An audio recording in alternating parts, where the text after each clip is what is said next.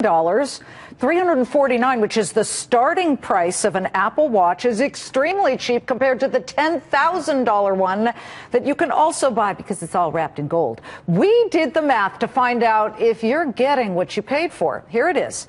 The gold itself costs about $2,000 on the price spot that we looked at today. The watch itself, we threw in $549, maybe sort of the higher end of it, and maybe a few $100s for production, labor, etc. And then they turn around and sell the highest one for $17,000. Folks, that's a 700% markup.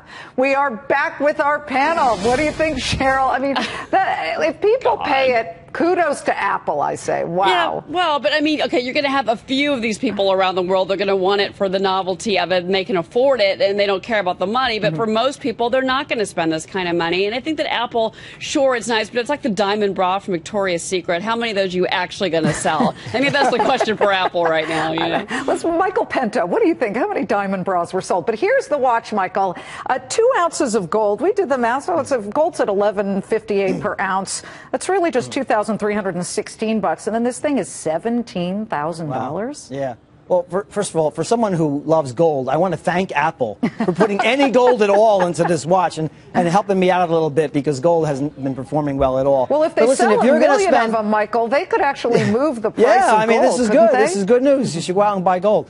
But, I mean, if I'm going to spend $17,000 to get exposure to gold, I want the 24-karat variety. And if I'm going to spend $17,000, and guess what? I have a phone in my pocket that tells me the time. I'm not going to buy an Apple Watch. Hillary, I agree with Michael on this one. And again, it's an alloy. It's 18 karat, so it's got some alloy in there. Well, this watch, Liz, it can't be melted down. So, of course, there isn't that same value. But there are billionaires all over the world. We know there's a whole new billionaire class and a $100 million plus class. And they're going to want to buy this. And so you have those who like Petit Philippe and Rolex who are going to go for this as another novelty. And then you have those that love technology. Look, everyone finds the money and finds a way to buy a Mac, especially years ago when they were a lot more expensive. They'll do it now. Okay, well, I'll tell you what's a lot cheaper than the gold Apple Watch is a movie ticket. Now, Disney's new Avengers movie, it's set to premiere May 1st. Mark it on your calendar because boxoffice.com says it could end up being the biggest feature film debut ever, besting everything, Cheryl, everything.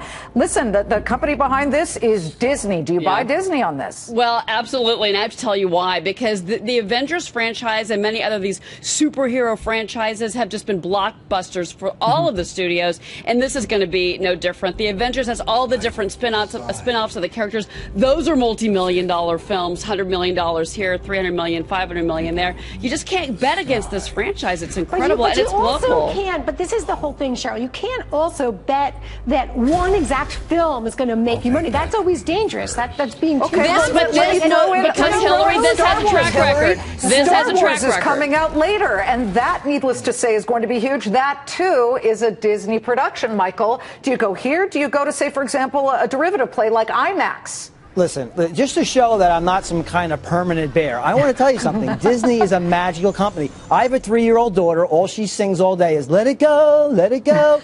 And that rings in your ear all day. Listen, after the collapse, buy Disney. It's 20 times earnings and a very low PEG ratio. Buy it. No, Disney has way too many costs because ESPN, that's their cash cow, and ESPN is costing them more money because of the cost of the programming rights that they have to buy. You're better off with the movie theaters, whether it's Regal or Reading or IMAX. That makes more sense. Even with ticket sales down to some extent, they make it up with the concession stand and selling popcorn. I will quote my 10-year-old son after the first Avengers movie. He walked out of the theater and said, "I've just been awesomized."